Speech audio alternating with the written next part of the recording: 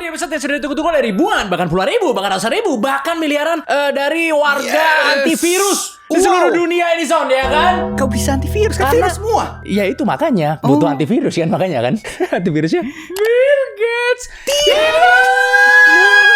Tapi emang dia udah sempat ngomongin sih ya kalau pemerintah itu harus siap-siap ke next pandemi berikutnya gitu kan. Kan ada omongan itu dia. Dia udah jadi spokesperson dia. Dia kayaknya gua rasa terinspirasi dari Norton dia kayaknya. Norton apa? Kan Norton tuh kan yang bikin antivirus PC kan. Oh, Nah, dia bikin- Norton itu ya. Iya kan? Norton Kaspersky ya kan? Iya, Nah, kalau antivirus PC aja mahal ya kan, kaya, apalagi antivirus orang. Nah, padahal katanya sebelum ada antivirus itu nggak ada virus-virus gitu ya katanya. Gak ada virus-virus di ya? komputer ya? Iya, Setahu gua. iya. Paling virus kicau mania doang ya dari itu ya teman-teman ya. Mendingan langsung aja kita mulai. Sama datang di episode yang sudah dikurasi dengan sangat baik kali ini ya, soalnya karena beberapa topiknya seru-seru banget kali ini ya kan. Tapi kita akan mulai dengan membahas salah satu virus yang digadang-gadang akan menjadi next pandemi. Nah, Tapi WHO udah ngomong sih, katanya nggak bakal jadi pandemi. Gimana, Son? WHO yang ngomong. WHO is dead. Who is dead? Kaget saya. Oke, kalau gitu mending langsung kita mulai. Selamat datang di episode terbaru dari Di Atas 12.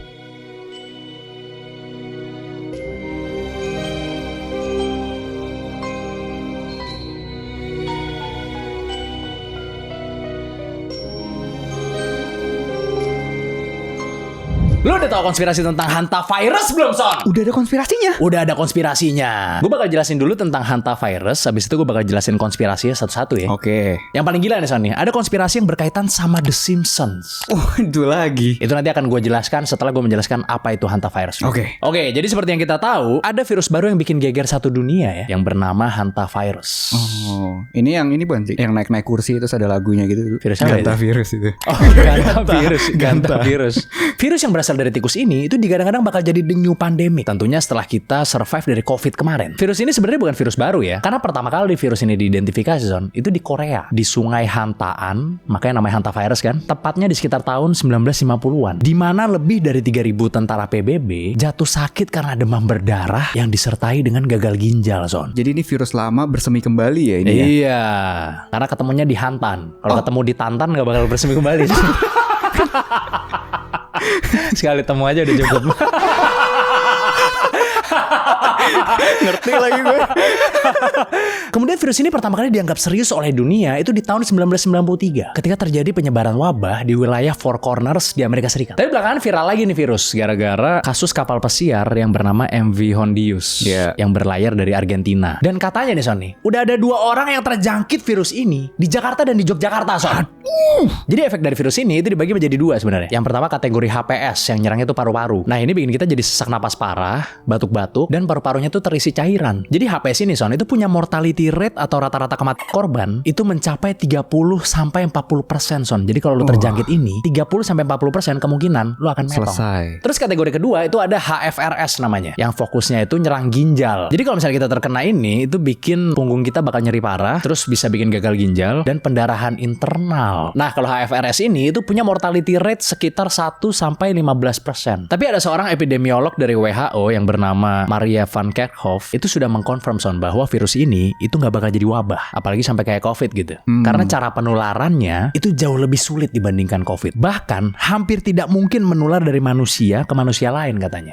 Kecil kemungkinannya. Nularnya ya dari jejak-jejak tikus aja gitu, dari kotorannya, urinnya dan lain-lain. Nah, sekarang soal konspirasinya nih. Bill Gates pasti sudah tidak sabar kan menonton ini. Nah, Tapi sebelum itu, Son, lu tau gak? Gue sempet coba riset pakai AI Gemini, terus AI-nya langsung error-error gitu, Son. Tulisannya kayak something went wrong gitu. Terus gak mau jawab, gak tahu kenapa gitu. emang ente nanya apa? Ya nanya soal konspirasi hantavirus ini. Oke. Oke, kita masuk ke konspirasi pertama nih ya. Ini salah satu konspirasi yang lagi viral banget di X nih, karena ada sebuah akun dengan username I am a soothsayer yang viral banget nih. Tweetnya dia, Son, itu sampai dapat 145.000 repost dan 397.000 likes, Son. Buset. Karena dia nge-tweet di bulan Juni tanggal 11 tahun 2022 yang isinya itu adalah 2023 Corona ended 2026 hantavirus. Iya gila sih. Kok bisa ada yang prediksi virus ini kan? Walaupun nih Son, banyak trik sebenarnya untuk kita bikin prediksi-prediksi di Twitter gitu. Jadi biasanya kalau orang pengen bikin prediksi itu dia bikin tweet sampai ribuan Son, isinya prediksi semua ya kan. Nah nanti kalau prediksinya tuh ada yang bener, sama dia dihapus prediksi yang salah semuanya, terus akun yang tadinya private dibuka publik.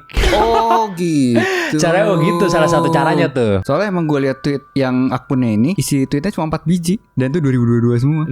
Nah, oke sekarang konspirasi selanjutnya ya. Ini kita masuk yang paling seru nih Son. Iya, Ya iya. kan, jadi ada sebuah konspirasi di mana hantavirus ini itu udah pernah ada di salah satu episode The Simpsons. Son, di mana di episode tersebut itu mereka sekeluarga lagi jalan-jalan naik kapal pesiar. Terus Homer sama istrinya itu kayak minum sebuah minuman habis itu ciuman Son. Tiba-tiba lidahnya jadi ungu Son. Harusnya kan bibir yang jadi ungu Son.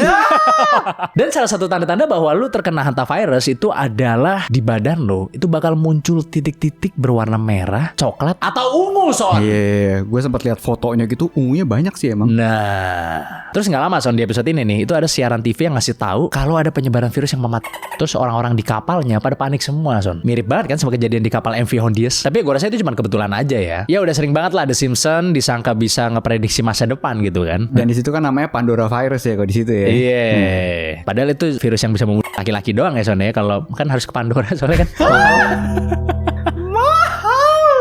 Yang sakit cuma laki-laki tuh yang kena Iya, Pandora iya, virus iya, ya iya. benar. Sama yang terakhir nih Son, muncul sebuah berita dari tahun 2024 yang menunjukkan Son bahwa Moderna ini tuh udah nyiapin vaksin buat hantavirus dari 2 tahun sebelum virus ini ramai dibahas Son. Gila. Jadi mereka kerjasama gitu Son sama salah satu universitas di Korea buat bikin vaksinnya. Dan ternyata ini benar Son. Bahkan perjanjian kerjanya nih Son nih udah ditandatangani dan dimulai dari tahun 2023 Son. Which is beneran sekitar 3 tahun dari ramainya virus ini kan. Oh sama ada satu lagi Apa itu? konspirasinya dari Apa itu? film The X-Files. Oh iya di X-Files ada Ada tuh, kan, iya. jadi film tahun 90-an ya kan, ngomongin hantavirus, bener-bener hantavirus Oh disebut. iya. Kan tadi sudah saya bilang dari Iya, 1950 sudah Iya, ada iya. hantavirus. Karena pas 1990 itu emang lagi rame-ramenya kan. 1993 kan? Iya, iya, Yang iya. penyebaran wabahnya di Amerika Serikat. Emang lagi rame-ramenya, makanya di X-Files bikin tentang itu. Dan Iya. tapi di situ konspirasinya bilang hantavirus ini cuma kedok doang sih. Oh gitu. Jadi buat nutupin virus lain yang emang udah disiapin sama pemerintah gitu. Oh. Di situ FEMA lah nyebutnya nama lembaganya gitu. Makanya WHO langsung bilang, "Wah, tenang aja, virus ini nggak bakal bikin kita Karena pandemi." akan ada virus lain di belakang. yang lain. Nah, coming from behind. Coming from behind. Tapi kalau di situ lebay sih. Jadi kayak virusnya itu virus alien gitu lah. Lebay sih kalau di X-Files. Oh iya, kan namanya juga sci-fi ya. Kalau nggak salah X-Files ada sci-fi kan. Iya. Sama yang vaksinnya itu katanya bisa ngecil bikin your cojones Iya. mengecil ya. Bukan vaksinnya. Burung lo jadi kecil gitu. Penyakitnya kan, virusnya kan. Oh, virusnya itu ngecilin burung loh. Katanya gitu sampai 3 inci kalau nggak salah. Apakah menjadi inverted? Itu walaupun kita termasuk yang 60% tapi tetap nggak selamat juga ya, Son. Iya kan? Udah kayak sunat massal itu, Pak. Makanya 3 inci gede. Tapi nggak tahu banyak itu benar juga atau enggak sih. Itu postingan-postingan yang viral di Oh sosmed iya, sih. nggak tahu hoax apa Nggak enggak tahu ya. kebenarannya Nggak tahu hoax ya. apa enggak. Yang gue tahu itu ada jenis-jenisnya lagi hantavirus itu. Jadi nggak cuma kayak Dua. hantavirus kayak COVID lah. COVID kan ada Delta, ada Oh, apa, iya. ada apa. Nah kalau dia ada beberapa jenis dan di yang kapal pesiar sama di Indonesia itu beda, Pak. Beda jenis ya? Beda. Oh. Jadi kalau yang di kapal pesiar tuh Andes namanya. Kalau Indonesia Seoul. Jadi Oh, yang Indonesia berarti dari Korea. Nggak Seoul, tahu. Seoul. Iya sih Seoul nama kan? kotanya, Seoul nama kan? kotanya. Heeh. Cuma untungnya katanya kalau di yang Meksiko kan emang Meksiko. Kalau yang di kapal pesiar itu bisa nyebar ke manusia, antar manusia bisa lah gitu kan. Tapi kalau Indonesia nggak bisa katanya. Oh gitu. Jadi emang harus dari tikusnya. Kalau Oh. di Indonesia tikus got. Oh iya iya iya. Gitu. Jadi kalau Indonesia katanya aman-aman aja karena nggak bisa nyebar antara manusia ke manusia nggak bisa. Sama virus Korea emang di sini cepat adaptasinya gitu ya Son ya. Kan cepet nyebarnya virus Korea di sini kan. Ya kan? Ada yang baru dari Iya Korea sih. langsung rame orang. Langsung diterima. Langsung produk skincare. No, mudah-mudahan bukan ini salah satu yang langsung diterima ya Son ya. Bukan. Iya iya iya iya iya. Tapi emang katanya nambah terus sih. Katanya dari 2016 gitu kalau Indonesia kok. Kalau yang gue baca sih ada 20-an ya. Cuma nggak tahu dia bener nggak itu. Tapi ya WHO udah ngomong bahwa ini nggak akan menyebar dari manusia ke manusia sih untuk virus ini gitu. Gue nggak tahu deh kalau yang di kapal itu. Setahu gue durasinya pendek tapi kayak cuma bisa paling 48 jam, setelah itu ya udah nggak bisa lagi. Dan bedanya sama COVID itu katanya kan kalau misalnya COVID kan lu nggak sakit aja lu bisa nyebarin gitu. Iya. Nah kalau hantavirus masih sakit juga Pak. Oh, orangnya masih sakit Orangnya dulu. masih sakit baru bisa nyebarin. Kan makanya yang di Kalau dari yang gue tahu soalnya dia hanya bisa menyebar dari kotoran tikus itu. awalnya dari situ. Iya. Yang tau gue ya, kenanya kan gara-gara di airport kalau nggak salah ada yang tumbang, tak, terus kena itu kan 3 orang yang selesai kan kalau di kapal pesiar kan. Kalau yang masih kejangkitnya baru 5 orang di kapal itu dari 100-an orang. Oh, Gitu. iya. Dan yang di kapal itu juga ada banyak banget konspirasi dan misterinya ya. Soalnya aneh kan kayak yang ngomong keluar cuma 1 orang lu nanti. Oh iya. Yang klarifikasi cuma 1 orang dari 100 Tapi udah pada mau orang yang ada di dipulang-pulangin situ. katanya. Hah? Ngeri banget, udah pada mau dipulang-pulangin tuh. Iya. Ngeri tuh. Harusnya yang parah diapain? sih, Maksudnya di aja gitu kapalnya bagaimana maksudnya? netizen parah Pak. Hah? Netizen kan parah banget kan. Apa? Yang itu sepertinya saatnya gunung es bekerja ini. Aduh. Berat itu. Tidak punya empati itu begitu. Terus menolong ya kalau warga kita aja tapi ya kan kalau warga lain ya tanggung jawab negara masing-masing. Oh lah. iya, kan ada Iya dong. masing-masing ininya ya. Iyalah. Domisili aja. masing-masing ya. Bener, pulangin ke negaranya aja. Tapi katanya bisa menyebar lewat udara juga. Iya, justru darah. Aerosol kan? Ya aerosol sih yang gue tahu sih katanya sifatnya bisa berubah jadi aerosol gitu. Bisa menyebar lewat udara juga. Iya. Lah intinya gitu. Tapi ya kita lihat lah nanti Indonesia gimana ya nanganin virus ini ya. Iya, mudah-mudahan kita aman ya dari Iya. virus ini. Dan gue rasa kalau memang ada pandemi seperti ini, kayaknya harus ada yang bertanggung jawab deh. Saya udah gatel. Kok Jujur bisa ada ngeliat, tanggung jawab? kan kita semua tahu lah siapa yang bermain di sini kan. Harusnya kalau lu ngikutin lu tahu siapa yang bermain di sini Iya, gitu loh. iya, Elit iya, globalnya tuh ya elit global yang mana gitu. Lu udah tahu kan. Kapan dia harus di take accountable nih atas aksi-aksinya dia gitu loh. Gue bingung juga makanya. Iya. Padahal data juga udah bicara ya. Udah berbicara dia juga ya Allah orang kaya jadi spokesperson kemana-mana lo kira ngapain sih emang begitu? Iya kan jujur aja kan? Iya, kan? iya. Ngapain lu jadi spokesperson ke sana sini ke TV ini ke TV itu ngomong-ngomong lu orang kaya men? Udahlah kita semua udah tahu ya kan ini gimana nih cara biar orang ini betul bertanggung jawab gitu loh. Nah sekarang kita ngerambah ke Indonesia aja deh ya. Yang lokal-lokal dulu nih ya. Ada sebuah mitos yang dipercaya sih, yang bahkan masih banyak banget yang percaya. Coba ceritain. Lo tahu gak sih kalau Candi Prambanan itu ternyata jumlahnya gak 1000 sih. Waduh, terus berapa dong Son? Padahal selama ini kan legenda yang selalu kita denger itu, si Bandung Bondowoso ini kan ngebangun 1000 candi dalam 1 malam sebagai syarat untuk nikahin si Roro Jonggrang. Dan pertanyaannya adalah kenapa candinya di Jawa Tengah padahal namanya Bandung? Kan namanya Konspirasi juga tuh. enggak. Kecuali nama candinya Candi Bandung. Nah itu baru konspirasi. Harusnya di Jawa Barat gak sih ini kan candinya? yang bikin gak usah. Dan dulu mungkin namanya belum Bandung kali. Oh iya, Pari Van Java. Masih Pari. Jatinangor mungkin Jati.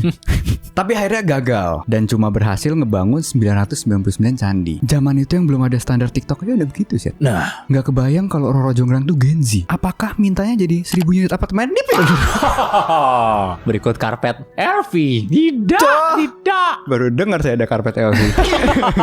Jadi setelah gue cek faktanya sih, jumlah keseluruhan dari candi itu cuma 1/4 doang. 250. 240 candi. Oh, bahkan gak nyampe 1/4 ya. Nah, dan kalau dilihat dari sejarah dan bukti prasasti, Candi Prambanan itu aslinya dibangun oleh Rakai Pikatan, seorang raja dari Wangsa Sanjaya yang memerintah kerajaan Mataram kuno di tahun 850 Masehi. Gampangnya Wangsa ini maksudnya keluarga atau dinasti. Nah, kalau Sanjaya itu nama raja pertamanya yang ngebangun Mataram kuno. Ya kurang lebih kayak keluarga Cendana lah kita ngomong lah. Terus kok bisa dibilang 1000 candi gitu kan? Apakah pemimpinnya suka dikirimin laporan palsu, Zat? No, apakah dihalangi oleh sekretaris kabinet?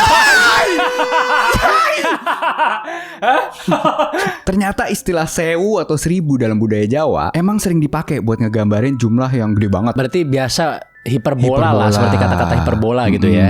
Atau ya susah dihitung lah. Bahkan ada kompleks candi lain yang jaraknya cuma sekitar 800 meteran lah dari Prambanan, yang namanya malah Candi Sewu gitu. Tapi walaupun namanya Sewu, jumlah aslinya cuma 249 candi gitu. Mungkin bayar parkiran tinggal 1000 kan. Mangewu ya. Mangewu mahalan sih. Mangewu. Motor sama mobil tuh Mangewu. Mangewu.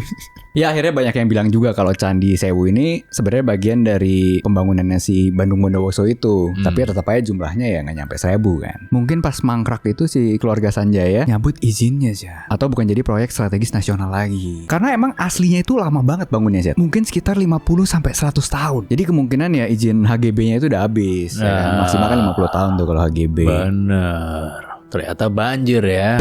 Tuh, ini sekian tahun setelah terisi 50%.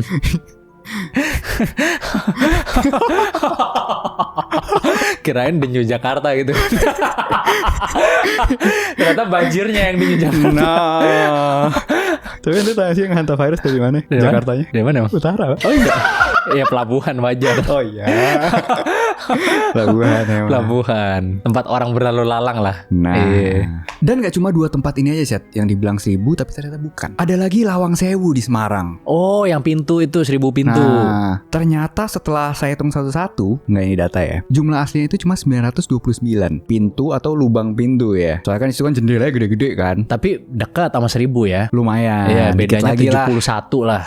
Dan ternyata aslinya itu adalah kantor perusahaan kereta api swasta punya Belanda. Dan gue juga baru tahu kalau kenapa sebanyak itu pintunya atau jendelanya itu. Cuma biar adem doang, Chat. Oh iya. Jadi sirkulasi doang gitu. Karena panas kan, orang Belanda mungkin kaget ya kan. Iya. Semarang panas ya Panas masih. Intinya dalam filosofi Jawa kuno, sewu itu bukan cuma angka, tapi sebuah simbol kesempurnaan atau puncak dari jumlah sih. Kalau sekarang kan mau 1 juta ya ternyata nggak cukup buat isi mobil solar kan. Nah, makanya tak bilang subsidi ya Son ya. Tidak.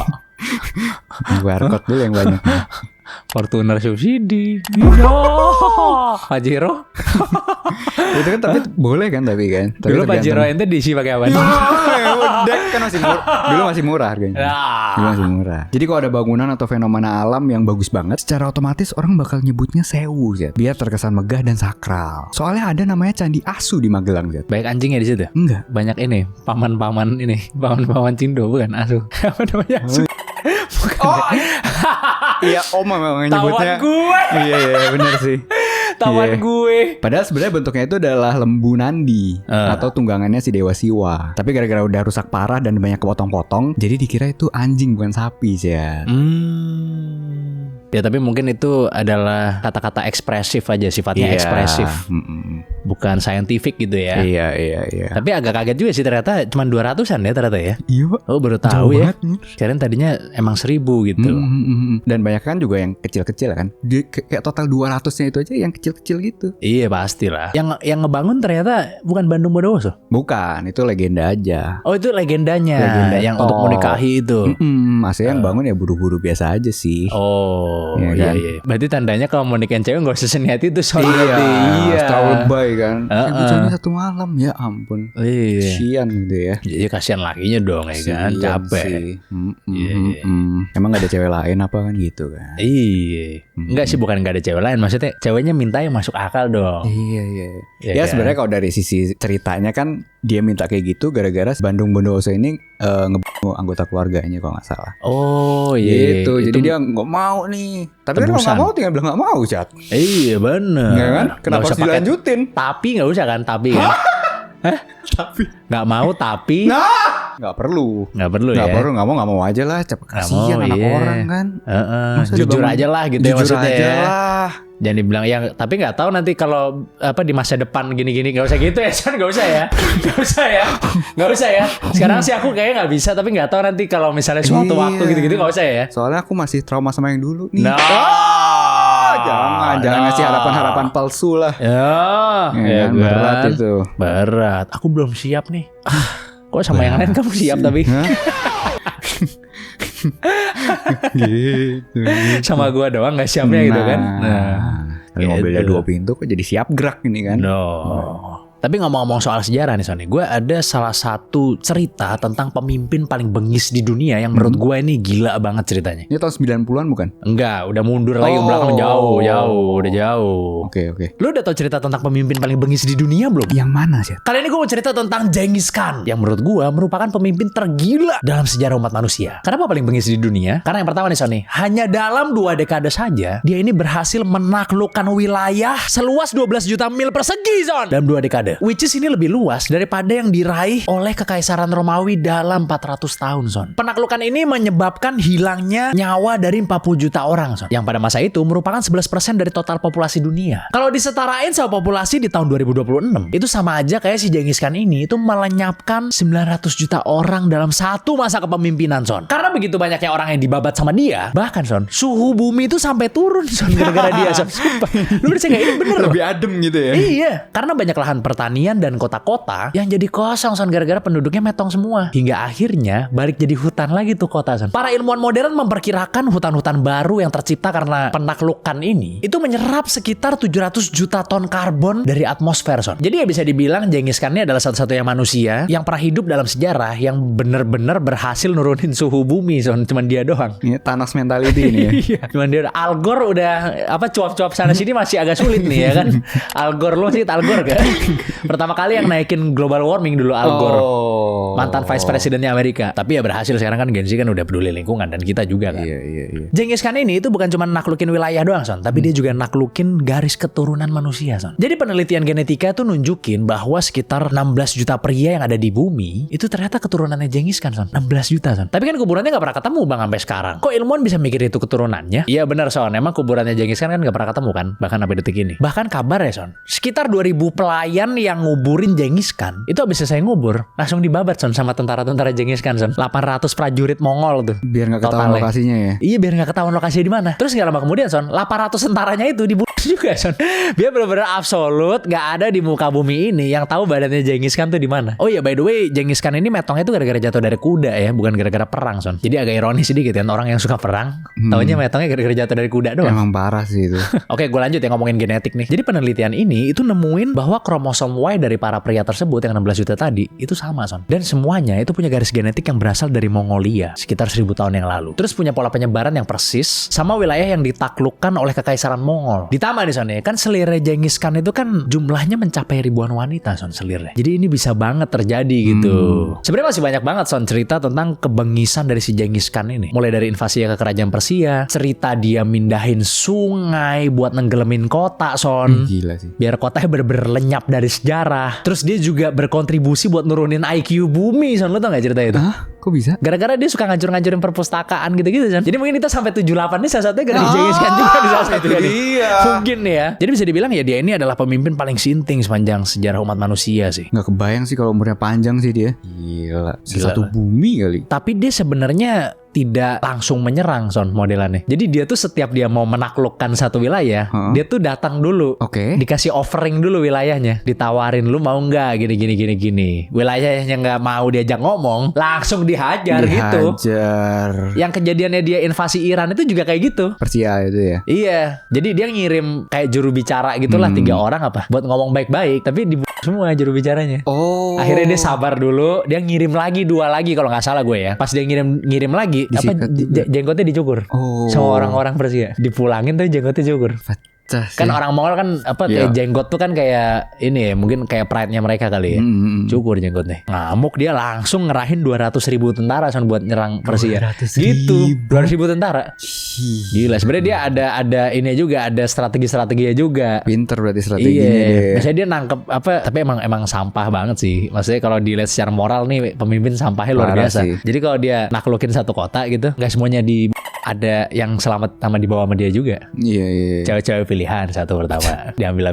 Terus habis itu orang-orang yang dirasa bisa dijadiin tameng. Jadi dia punya salah satu strategi yang terkenal Son. Dimana kalau dia mau nyerang bangsa lain nih, itu kayak tahanan politiknya tuh ditaruh depan semua Son buat jadi tameng. Wow. Yang bangsanya sama bangsa yang diserang sama dia, lu paham gak? Iya. Tawanan perang yang serah sama ininya yang mau dihajar ya. Iya, misalnya gini lah, gue pengen nundukin Jakarta gitu. Gue naklukin Depok dulu kan. Mungkin gue kumpulin orang Depok, pas gue nyerang Jakarta gitu, orang-orang Depoknya gue jajarin, gue taruh paling depan. Iya. Jadi kalau orang Jakarta nyerang, ya dia nyerang orangnya sendiri gitu. Gila banget tuh, salah satu taktiknya tuh sinting tuh emang tuh. Gila ya, dia pasti sekarang sudah nyaman di neraka ya pasti ya, disiksa di neraka pasti Genghis Khan gitu ya kan. Dan yang sungai itu biasanya kalau di film-film ada bendungan, iya kan, terus dibom bendungannya. Iya. Diar jadi sungainya ngalir ke dalam kota. Iya, hancur kotanya. Biar kotanya benar-benar hilang dari sejarah. Gila banget dia. Benar-benar udah hancur nih kota, tapi harus hilang sama dia. Gak peduli yang orang-orang yang innocent ya, apa sih namanya? Iyalah orang kayak gitu kan. Genghis Khan kan ya gila. Bengiskan ini namanya. Iya, bengiskan sebenarnya. Tapi dia hebatnya dia bisa menyatukan Mongolia. Itu sih. Jadi sebelum Genghis Khan itu Mongolia tuh terbagi beberapa klan gitu. Iya. Dia nyatuin semuanya jadi satu. Hebat. Hebat. Terus pas cucunya nerusin udah kebagi-bagi lagi. Itu zamannya Kubilai kan. Oke. Lu pernah dengar Kubilai kan ya? Ada, terkenal itu. Ya zamannya itulah cucu-cucunya. Jadi ada yang megang daerah Timur Tengah, ada yang megang mana. Karena kan emang megang biasa Cina. Kubilai kan nih megang Cina, dinasti kalau nggak salah. Soalnya biasa generasi kedua tiga udah hancur sih biasanya. Iya kan. Pada saatnya Xi Jinping mengambil alih pada saat itu. Nah, dinasti Qing saatnya mengambil alih. Liu Bei. Nah. Itu udah sih Genghis Khan tuh gue lupa. Lubu. Gue jadi inget yang dinasti Qing tahun 1900-an itu ngajak perang semuanya, Pak. Amerika, Inggris, Prancis, Italia, semua diajak perang semua, mereka gila ya. Tapi ketika orang-orang begitu sangat mengglorify Roma gitu, maksudnya kerajaan Romawi gitu. Sebenarnya Mongol ini lebih gila lagi sebenarnya. Iyalah 12 juta persegi Cuk ditaklukkan. Ya, gila itu. Dalam 2 dekade loh. Romawi 400 tahun gak nyampe segitu. Lu bayangin coba. Tapi sebenarnya nggak ada apa-apanya sih dibanding kita sih, ya kan? Si Genghis Khan ini. Kenapa tuh? Karena kan kalau kita kan Kita kan gengsi kan. Kalau gengsi itu baru tuh. Kita kan dalam 2 dekade aja pasti bisa ngebangun infrastruktur tol sih. Oh iya. Kalau ini kan bener. cuma paling datang doang kan, cuma ngeraup doang. Iya. Bangun infrastruktur tol nggak mungkin nggak bisa. Kan IQ-nya kurang bagus ya kan. Iyalah. Kalau Romawi dia kan terkenal bangun infrastruktur yang baik, juga ya. Kalau yang ini cuma bagus. Kerampas aja ya kalau Iya kayak perompak ini. Modal otot doang lah gitu. Iya. Nah ini ngomong-ngomong soal kematian juga sih. Gue juga ada cerita nih. Tapi ini ngeprediksi sih. Prediksi kematian sih, bukan mengambil kematian, ngeprediksi. Wah. Coba ceritain. Okay. Lo tahu gak sih ada kucing yang bisa ngeprediksi kematian orang sih? Wah, kucing apakah itu? Jadi ada seekor kucing bernama Oscar yang tinggal di Steerhouse Nursing and Rehabilitation Center di Rhode Island, Amerika Serikat. Ini adalah tempat khusus untuk pasien demensia atau pikun dan penyakit-penyakit parah lainnya lah yang udah stadium akhir gitu. Nah, si Oscar ini diadopsi dari penampungan hewan di tahun 2005 buat dijadiin kucing terapi, yang biasanya main sama pasiennya gitulah. Tapi si Oscar ini beda sendiri, dia itu suka menyendiri dan gak terlalu ramah. Oh, introvert kucingnya ya. Iya, malah si Oscar ini harus diterapi kayaknya. Nah. Tapi setelah diperhatiin sama staff-staffnya, dia itu suka nangkring di samping pasien-pasien tertentu ya. Nah, si pasien yang ditungguin sama si Oscar ini biasanya akan meninggoy dalam kurun waktu 2-4 jam doang. Jadi berarti kalau kucingnya udah mendekat 2-4 jam meninggoy. Selesai. Aduh. Bahkan dalam beberapa kasus, Oscar terbukti lebih akurat daripada prediksi dokter.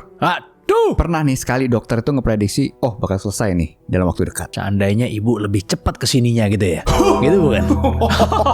Itu sinetron kali itu. Aduh sayang banget sih, coba kemarin langsung kesini.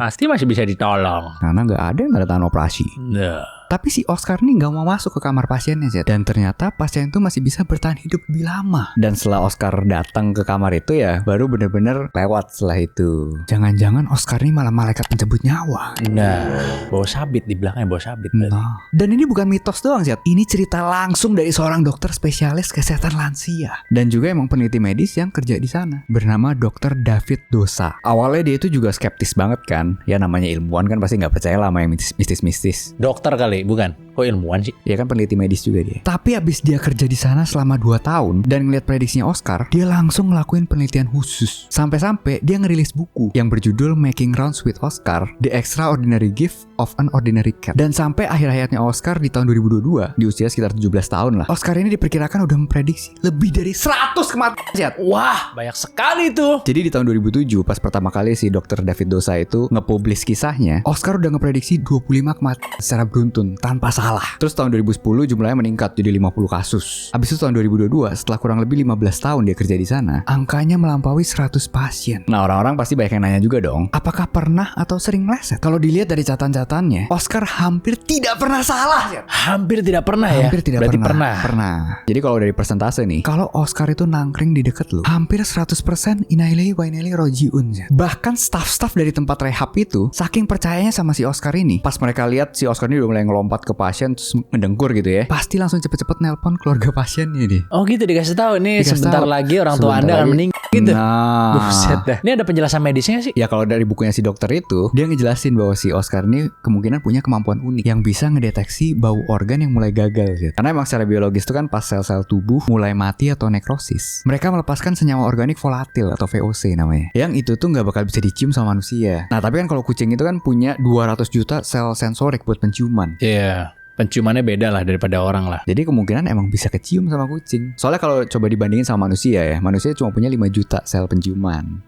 Penciuman kucing lebih tajam lah ya. Ya, jadi saking hebatnya itu kisah si Oscar ini sering dipakai di perkuliahan sih. Oh gitu. Biasa di kedokteran geriatri atau kesehatan lansia. Ya buat ngegambarin kalau teknologi medis yang canggih sekalipun kadang kalah sama insting alami ya. Oh. Gitu. Berarti ente denger ini dari anak FK gitu Mas ya, bagaimana ceritanya? Hah? Iya, geriatri kan. tadi ya. Kan tadi itu Dr. David Dosa tadi. Oh, enggak cerita ini maksudnya kan sering di perkuliahan. TikTok. Dari anak FK bukan? TikTok. Kan di Indonesia jarang sekali yang geriatri ini nemu di mana ini? Oh iya, bayangan Ya kan? gigi ya Sone. No! Yang cakep-cakep atau banyaknya maksudnya dia? Gitu. Yang agak internal dikit.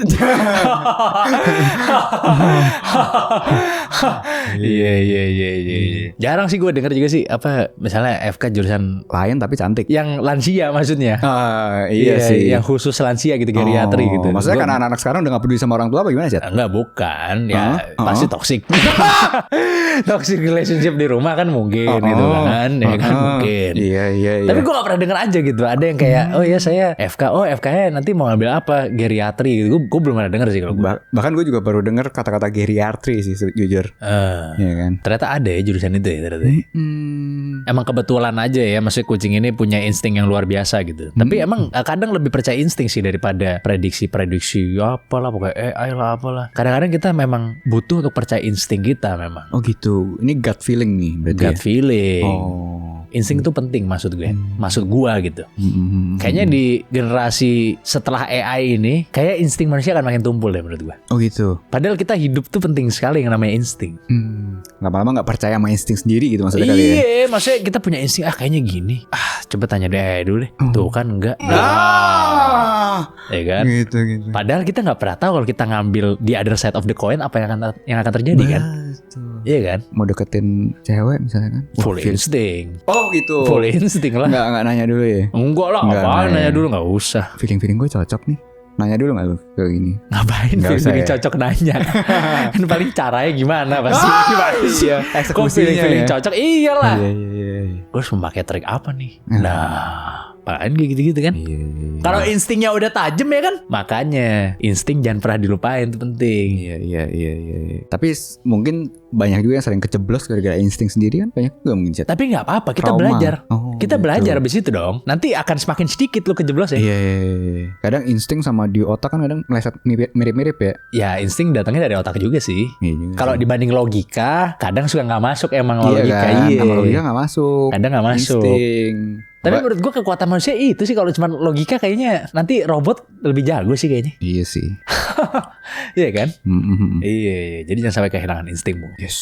Tapi ngomong-ngomong soal cerita hewan nih, Son, gue ada satu cerita yang gila banget ini. Karena ini tentang monyet, Son. Oh, oke. Mungkin monyet tidak sedisukai kucing ya kan? Tapi cerita ini pasti mind blowing. Oke. Dengerin ya. Lo tahu gak sih ada monyet yang kerja di stasiun kereta api, Son? Maksudnya tugasnya taruh gerbong depan apa gimana, Jan? Nah, dengerin ya. Oke. By the way, ini cerita beneran ya, ini bukan fiksi. Ada fotonya bahkan nih. Jadi gini ceritanya, Son. Di suatu hari itu ada seorang laki-laki yang bernama James Jumper White. Nah, si James ini tuh kerja di stasiun kereta yang bernama Cape Government Railways. Dia kerja sebagai petugas sinyal. Jadi kerjaannya dia ini itu narik-narik tuas rel gitu lah. Wah, ngeri banget sih. Buat ngatur kemana arahnya kereta berjalan. Dia bahkan sampai dijuluki jumper, Son, gara-gara dia ini suka lompat misalkan dari gerbong A yang lagi jalan nih ya kan, langsung lewat ke gerbong B, Son, yang lagi jalan juga. Set. Gini. Dia suka loncat begitu. Iya. Bang gitu. Ya Tom Cruise ini. Iya. Sampai akhirnya di suatu hari di tahun 1877 dia kepleset nih, Son. Sehingga kedua kakinya terpaksa harus kelindes kereta sampai putus, Son. Hal ini tentunya membuat dia jadi terpaksa gitu ya, harus pakai kaki palsu yang terbuat dari kayu. Dan dia harus bikin troli biar bisa jalan jauh. Tentunya hal ini menjadi hambatan bagi dia kan. Karena tiap dia berangkat kerja itu jaraknya kurang lebih setengah miles. Jadi susah kan jalannya. Hingga akhirnya nih, Son, di suatu hari dia melihat seekor babon di sebuah pasar lagi ngedorong gerobak gitu. gitu. Dia kemudian sangat terkesan Son setelah melihat betapa pintarnya babon tersebut. Hingga akhirnya dia mutusin buat beli aja nih babon gitu.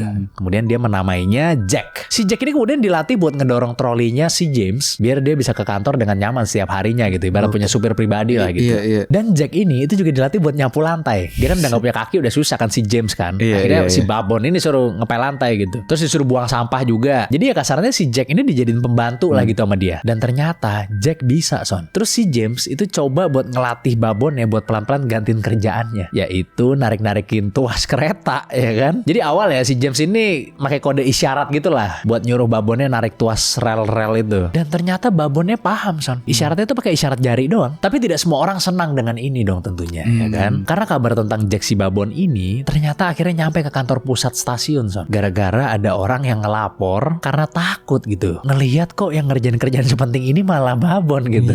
Kan sekali salah geser serak beda Nabrak, jalur. iya. Manajemen kereta api kemudian langsung memecat James dan Jack. Tapi kemudian si James mohon-mohon Son, tolonglah uji dulu si babon ini gitu. Kalau dia emang nggak bisa, pecat kita dah nggak apa-apa. Akhirnya manajemen setuju Son, dan si babon pun diuji. Kali ini James nggak boleh bantu sama sekali. Oh nggak pakai tunjuk-tunjuk lagi? Nggak pakai isyarat jari lagi. Jadi manajemen itu nyuruh masinis buat ngetes si Jack ini pakai peluit kereta gitu. Nah nanti dilihat deh tuh si James narik tuasnya bener apa enggak. Dan hasilnya ternyata Jack tidak melakukan kesalahan sekalipun Son. Akhirnya manajemen stasiun pun mengakui bahwa Jack ini lolos dari tesnya. Akhirnya manajemen stasiun mengakui Jack sebagai satu-satunya babon dalam sejarah yang punya nomor pegawai resmi Son.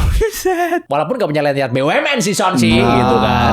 Nggak dapat BPJS juga sih. Nah, dia digaji Son akhirnya Son sama stasiunnya 20 sen per hari. Terus dia dapat tunjangan makan dan dapat bonus mingguan Son berupa setengah botol bir sekali seminggu yang dikasih ke dia tiap Sabtu malam. Dia kemudian mengabdi ke stasiun selama 9 tahun hingga akhirnya dia meninggal karena TBC di tahun 1890. Dan selama masa pengabdiannya Jack tuh nggak pernah sekalipun bikin kesalahan Son. Coba gila nggak? Hebat banget sih. Manusia aja kadang bikin kesalahan Son di stasiun kereta. Nah, berani sih itu ambil resikonya sih. iya kan? Anggapannya kan hewan liar kan maksudnya kan bisa aja. Enggak kan dari dibeli kan dia udah bisa dorong gerobak tadi. Tetap aja kan sejatinya kan hewan liar gitu kan. Ngeri sih. Iya, bukan hewan peliharaan lah gitu. Mau babon Peliharaan kan. juga ngeri juga sih. Bukan hewan domestik maksudnya.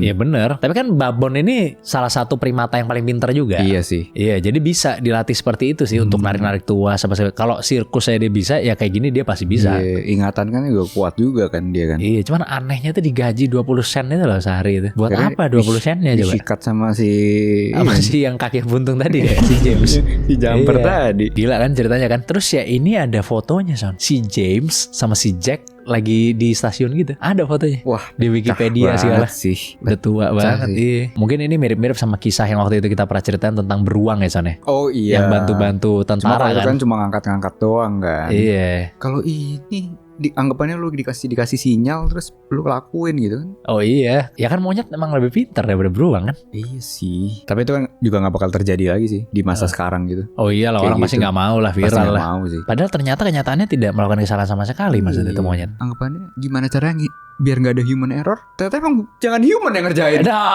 animal error jadinya nanti. Wah. Oke, gue juga punya nih cerita mencengangkan yang lain sih. Tentang apa itu? Tentang pemakaman kalau ini. Oke, coba ceritain. Lo tahu gak sih ada orang yang bikin makam paling ribet di dunia biar hartanya gak dicuri, Zat? Loh. Kok bisa gitu, Zon? Jadi saking maruknya bukannya diwarisin aja ke keluarga, malah lebih pilih dikubur aja bareng orangnya. Jadi kalau makam pengen disembunyiin itu, paling banter kan dikubur aja gitu dalam-dalam ya kan. Kubur di kilang minyak. Gak bakal ketemu ya, langsung shoo, cepet. Kan sudah pasti disedot tapi minyaknya. Yang nemuin lidah, jasadku ditemuin lidah. Nah yang ini unik banget nih, gue ceritain dari atas sampai ke makamnya. Yang pertama dari permukaannya. Dia itu bikin gundukan seolah-olah kayak bukit alami atau lahan kosong biasa lah. Bahkan kadang juga sampai ditanamin pohon-pohon atau rumputan liar gitu. Terus tahap kedua nih, beberapa meter di bawah permukaan tanahnya dikasih campuran kapur, tanah liat, dan air rebusan bekas ketan supaya ngebentuk lapisan yang keras dan tahan air. Jadi air hujan gak bakal ngerembes tuh ke bawah. Karena ketahan sama sama ketannya itu ya. Ya, ini kesannya kayak beton versi kuno gitu. Rajang siram santan aja tuh. Ketan hitam lontong santan sayur. putih. Ketan hitam santan putih.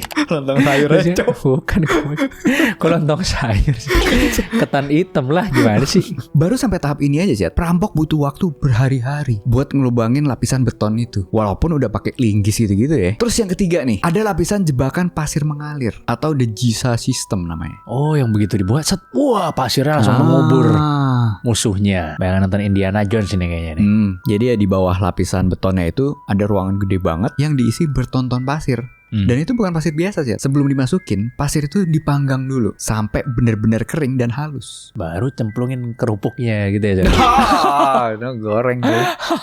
Supaya teksturnya itu licin dan gak bakal ngegumpel mau sampai ribuan tahun terkubur pun. Dan ya benar, biar pas digali itu dia langsung merosot semua pasirnya kan ke galiannya itu. Dan walaupun pasir-pasirnya itu diambil gitu, dikeluarin pas gali, pondasi beton tadi kan pasti bakal roboh. Terus jangan mikir jebakannya cuma di situ doang sih. Masih ada lagi. Apa tuh jebakannya? Jadi di sela-sela pasirnya itu dikasih banyak bongkahan batu granit atau marmer yang beratnya bisa sampai ratusan kilo. Bisa ketiban ya orang kali. Nah, jadi antara ketiban atau misalkan pas lu gali nih, lu taruh kayu gitu, sanggahan lah di samping-sampingnya supaya nggak ngalir gitu ya. Batunya itu tetap ngalir ke bawahnya.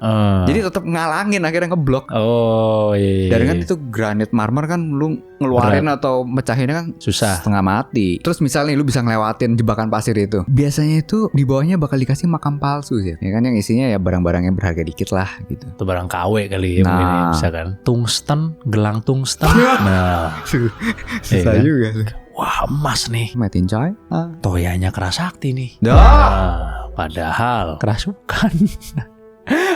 Ya buat ngecoh lah ceritanya. Terus di bawahnya itu dikasih lapisan beton lagi. Jadi double-double dia. Dan biasanya kalau udah mau nyampe ke peti aslinya, ada lapisan lain lagi namanya lapisan arang, yang fungsinya itu buat nyerap kelembapan dan bau, buat mastiin mayat dan barang berharga di dalamnya tetap awet selama ribuan tahun sih. Oke, lanjut lagi nih ya. Di balik beton itu sih ada sistem pasir yang sama lagi. Oh, jadi bener-bener double jebakannya dua kali ya? 2 kali pak. Nah baru akhirnya lu sampai ke ruangan utama makamnya tuh, yang kelihatan lah dindingnya itu dilapisin perunggu biasanya yang kuat. Di ruangan itu ya udah isinya udah harta karun apa sama peti khusus. Nah kenapa khusus? Karena petinya itu berlapis-lapis ya. Jadi bisa 5-7 lapis mungkin petinya. Jadi ya saking ribetnya, bahkan pas ngebangunnya udah banyak makan korban dia itu. Dan yang gue ceritain ini bukan cuma blueprint atau desain doang ya, tapi bener-bener makam yang dibikin sama pejabat-pejabat tinggi dari negara Chu. Makanya disebut Guo Junju Tom, atau artinya makam penguasa dari negara Chu. Tapi sebenarnya ini bukan karena dia pelit sih, tapi mereka percaya kalau harta itu dibawa mati. Bukan. Kalau harta itu dicuri, perjalanan mereka ke akhirat bakal gagal total.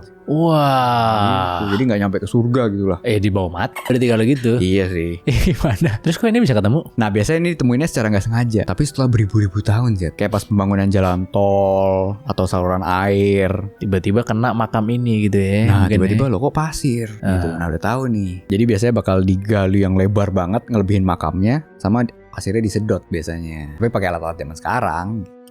Niat banget ya berarti ya kalau bikin kuburan gitu kadang-kadang orang-orang gitu ya. Hartanya ditaruh di dalam semua ya.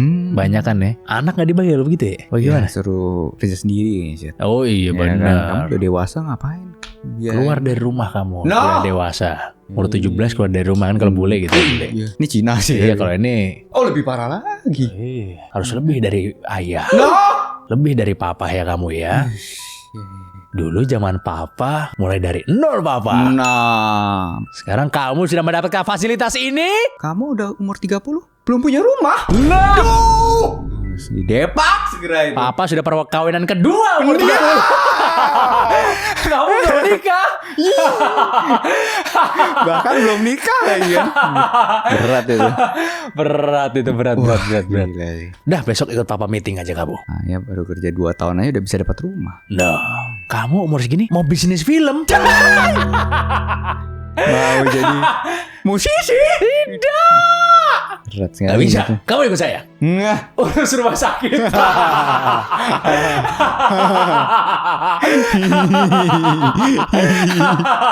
Tapi gak apa-apa kalau kaya mah. Gak apa-apa. Iya gak apa-apa lah. Saya juga suka. Siapa? Gitu. Urus rumah sakit. Gitu saya. Oke kalau gitu mendingan langsung aja kita baca komen. Yes.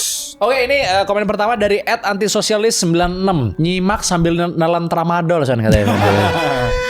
Sesuai sama ininya ya, username ya, anti sosialis ya. Anti sosialis ya. Kebanyakan nenggak tramadol ya. Orang BNN ini. Iya, iya. Silakan langsung diringkus ya anti sosialis. Track IP-nya ya segera ya. Kita tidak setuju ya dengan hal-hal yang seperti itu ya Son ya. Anti Iya. high on life aja ya masa. Setuju nenggak apa emang, Set? Hah? Setuju nenggak apa emang? High on life aja. Oh gitu. Iya. Endorfin dari lari, nge-gym, bertemu teman. Iya. Tapi kortisol tinggi gimana? Hah? Kortisolnya tinggi. Lo kortisol kalau gua lah. Oh gitu. Iya, kortisol tinggi temu teman yang lain. Iyalah, teman harus bikin kortisol rendah dong, harus dong. Son. Yang selanjutnya dari @Adinda Larasati. Bang Son kok kurusan? Terus ada yang reply, Set. Apa? Narkoboy kelihatan. Aduh. Mulutnya ini jempolnya ngasal sekali ini ya. Enggak, ini lagi meta emang, Set. Lagi tren emang. Apa itu? Lean muscle. Syah. Ini cuma lean doang kalau ini. Dari Dracin. Lebih kayak lintingan sih kalau gue ngeliatnya ini, bukan lean muscle ini, lintingan ini kayaknya. Emang trennya Yanzeng begitu, ada di drama Cina ya. Oh, saya tahu ya Jansen yang lain tuh. Ini model Dracin emang sekarang seperti itu gitu. Model lintingan lah gitu ya. Kalau saya lean muscle bisa lihat di story saya aja. Oke, kalau gitu. Terima kasih banyak buat kalian semua yang udah nonton dari awal sampai akhir. Langsung aja komen di bawah karena itu adalah Disrespect for us. Jangan lupa selalu komen, like, dan subscribe video kita. Jangan lupa juga join member dan Discord nih. Deskripsi semua. Yes, sampai jumpa di episode selanjutnya dari Di Atas 12.